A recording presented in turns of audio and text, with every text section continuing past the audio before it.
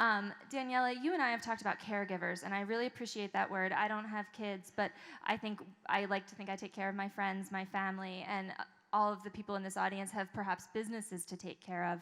So as a caregiver, are there things that you have learned about sending money home to a family member versus protecting yourself? Yeah, being a caregiver, it's tough because it's very personal. And there is a stat from the AARP that says that 10 million millennials in this country are caregivers, and about half of those millennials are people of color or minorities. And I can speak for myself, I'm Latina, and so when it comes to taking care of family, you don't think twice about it, you just do it. And it's tough when you are a caregiver and you are working on paying back student loans and you're maybe trying to build up your own career.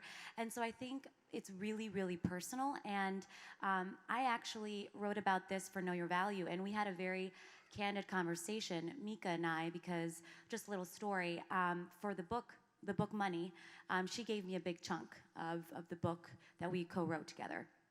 And I had a grandma in Chile who I was the only person in my family with that chunk of money I was able to pay for her surgery. And as a thank you to Mika, I said, Mika, I'm so excited I'm able to pay for my grandma's surgery. And to be honest with you, she was a little bummed. And the reason why that was is because she wanted to see myself invest in myself first before I lent a hand to others. And again, this is a deeply personal decision. But obviously, she was very happy for me that I was able to do this.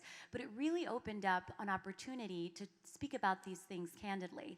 And so the next step is I kind of did a mini focus group, and I spoke to different people about this. And I remember speaking to a fellow member of my Latino community, and we were talking about caregiving. And what ended up supposed to be 10 minutes on a phone call ended up being an hour of us kind of crying and, going back and forth on our personal stories. But the point of this is that there is a lot of built up emotions and pressure that happens when you're a caregiver and you keep it to yourself.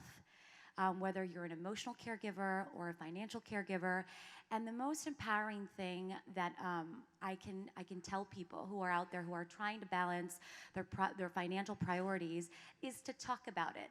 I say it's a similar kind of taboo as there is like salary transparency, because knowledge is power, and the more we talk about our unique situations, the more we get creative about the solution. So just to end this, the guy that I was talking to on the phone said, people think I'm crazy because I'm paying for my mother's mortgage and for paying for her car payments.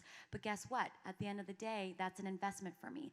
So it's really trying to find creative ways that speak to a personal story, because you're never gonna be able to have one blanket financial advice speak to your specific caretaking story. So it's about talking about it, feeling comfortable talking about it, and being open to find creative solutions.